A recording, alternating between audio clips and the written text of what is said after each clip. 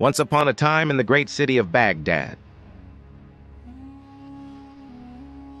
there lived a weak and poor woodcutter named Hindbad. One day, Hindbad was carrying a bundle of wood on his back. He happened to pass by the beautiful mansion of Sinbad the sailor. Exhausted from his labor, he set his load down to rest. At that time, Sinbad was entertaining some friends and enjoying light conversation. Hindbad was struck with envy at the sight of such wealth. He asked a passerby, "Brother, who lives in this mansion?" The passerby replied, "You live in Baghdad and don't know Sinbad the sailor?"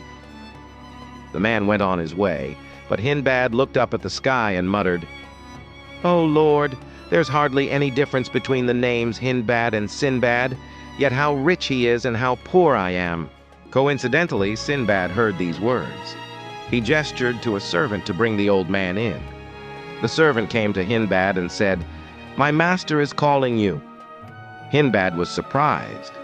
Why would a rich man want anything with a poor man like him? Still, he went inside with the servant. Sinbad respectfully welcomed the woodcutter and asked, "What were you saying outside?"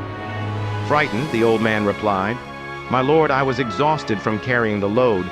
I just said something without thinking." Sinbad said, "Do not be afraid. I heard your words and they deeply affected my heart." He continued, "But don't think I received all this wealth for free. I've endured great hardships for it. Let me tell you my story." Then he ordered a servant to offer food to Hindbad. Addressing all the guests present, Sinbad began his tale. "My father was a great merchant. In addition to cash, he owned a lot of property. When he passed away, I inherited everything. Being young, I got caught up in luxury and spent recklessly until my fortune began to dwindle. That's when I realized my mistake. I sold whatever property was left, gathered the money, consulted with some fellow merchants, and bought goods for trade. In the name of God, I set off toward India. Our ship docked at several ports. I sold the goods I had brought and purchased new items, steadily earning a decent profit. One day, our ship anchored near a small island, and we all went ashore for some sightseeing.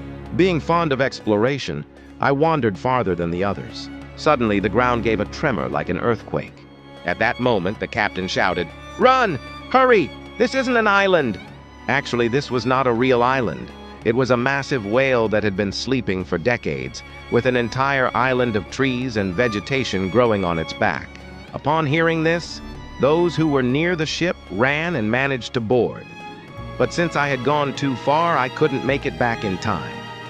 The fish dived into the water. Whole island started to sink, and I was left floating on the surface. No matter how much I struggled, the waves carried me far away. I was floating for days in ocean.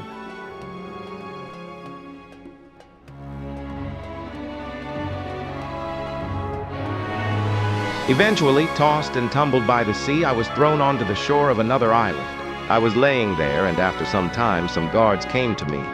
It turned out that they were servants of the king of the island, who ruled over a prosperous land. The guards escorted me to their king. The island was vast and bustling, filled with people, vibrant markets, and countless houses stretching as far as the eye could see. The king was kind and wise. He listened with great interest and said, "You are welcome here as our guest. You have shown great endurance." He then appointed me as an officer in his court and gave me a fine house to live in. Over time, I became well known for my honesty and knowledge of trade.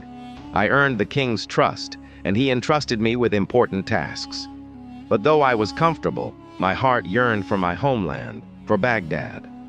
One day, news reached the court that a merchant ship had arrived at the harbor. I hurried there and asked the captain where he came from. Imagine my surprise when I learned it was the same ship from which I had fallen.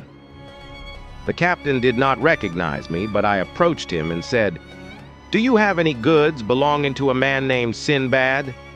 "Alas," the captain said, "that man was lost at sea, but I have kept his goods safe and am selling them in his name so that I may return the profits to his family in Baghdad." I smiled and said, "Captain, I am that Sinbad." He looked at me closely and, after much astonishment, embraced me with joy. I proved my identity by describing the cargo and the voyage. The captain returned all my goods and profits. I presented gifts to the generous king and took his leave. Then I boarded the ship and, by God's grace, returned safely to Baghdad. With the wealth I had earned, I rebuilt my life and helped many others.